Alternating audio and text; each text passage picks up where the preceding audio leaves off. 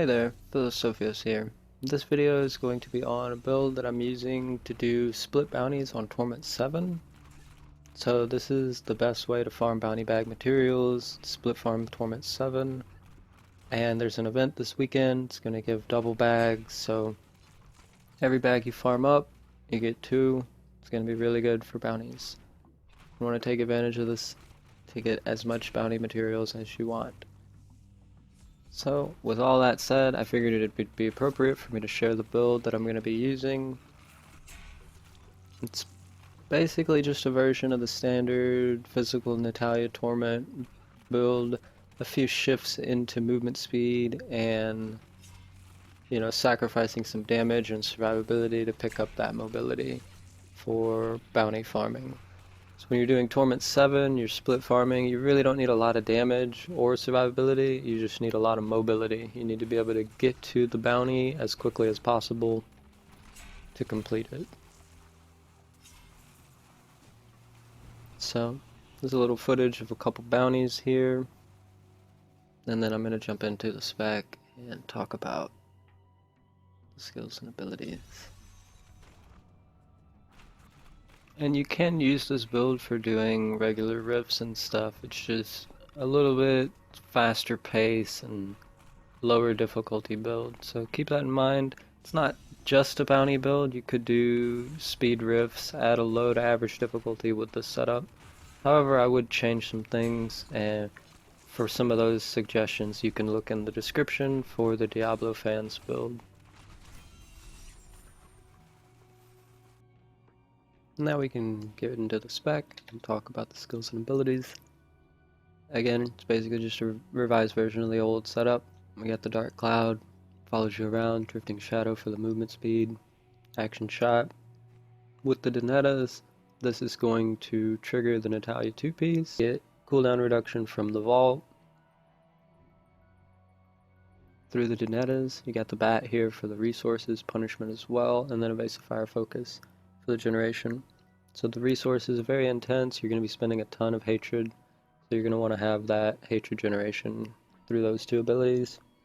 For passives we got awareness. This isn't mandatory, you can switch this out. A lot of times I run Blood Vengeance here.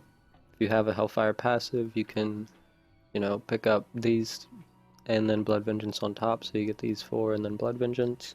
Ambush for the damage increase. You're gonna be bursting stuff down pretty much from 100% health to dead instantly, so ambush is good for the damage at the start, hot pursuit for the mobility, tactical advantage for the mobility, standard stuff for movement speed, and then evasive fire here is reducing the cooldown on the rain as well as triggering the focus and restraint.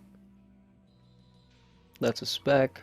We could talk about the cube items and some options here. Currently I'm running the Ingiome, the Warzeshian, and the Rog. The Rog you have to have in order to wear the double Donetta and maintain the 6-piece nets, as well as the focus and restraint.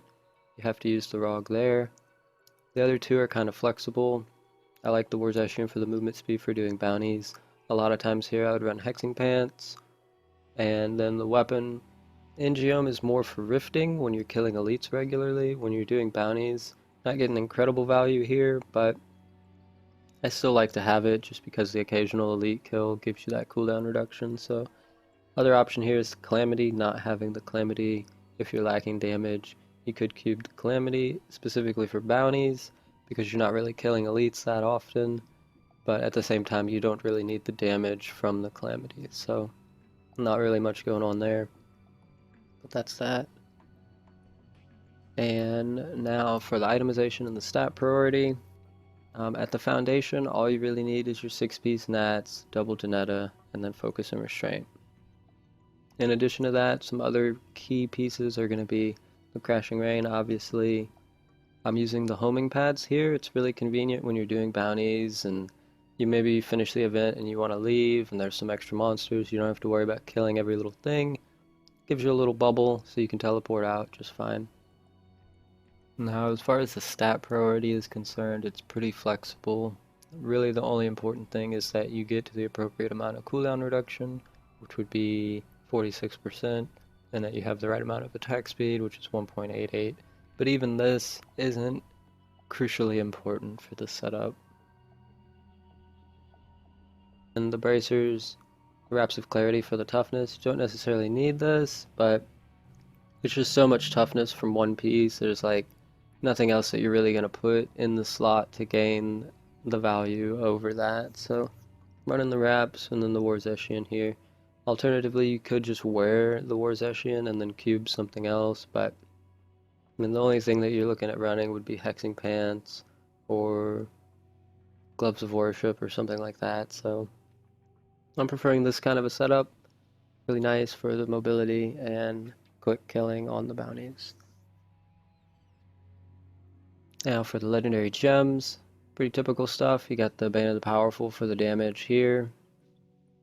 Standard speed farming gem. Boon of the Hoarder for the movement speed. When you pick up gold, you gain movement speed. It's going to be the highest movement speed and most consistent gem for movement speed, so pretty typical there. And then here we have the Pain Enhancer. Here we have the Pain Enhancer for the damage over time and the physical synergy with Natalya. So it's going to do well for killing off little low health monsters as you're kind of just passing by. They'll end up dead. You don't have to worry about killing them completely. Then you can see on my passive I have the Leech.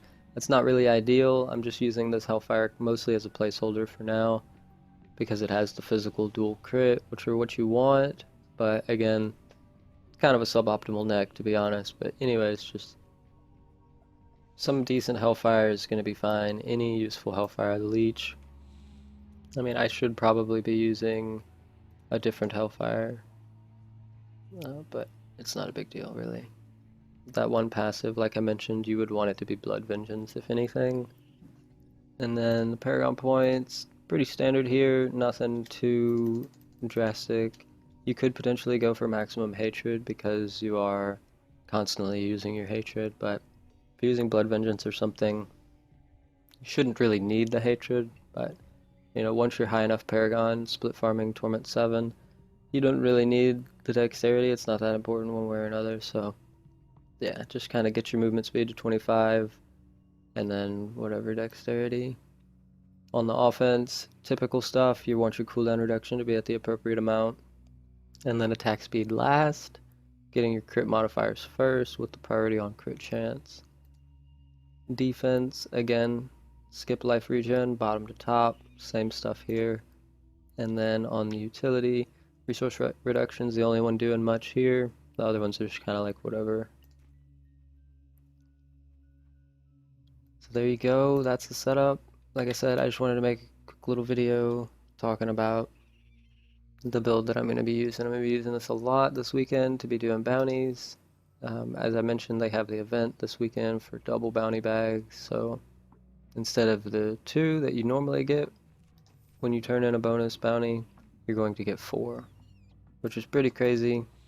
Very nice. Going to be doing a lot of bounties this weekend, so hopefully this will help some of you guys in that quest for bounties, and thank you guys for watching. I'll see you next time.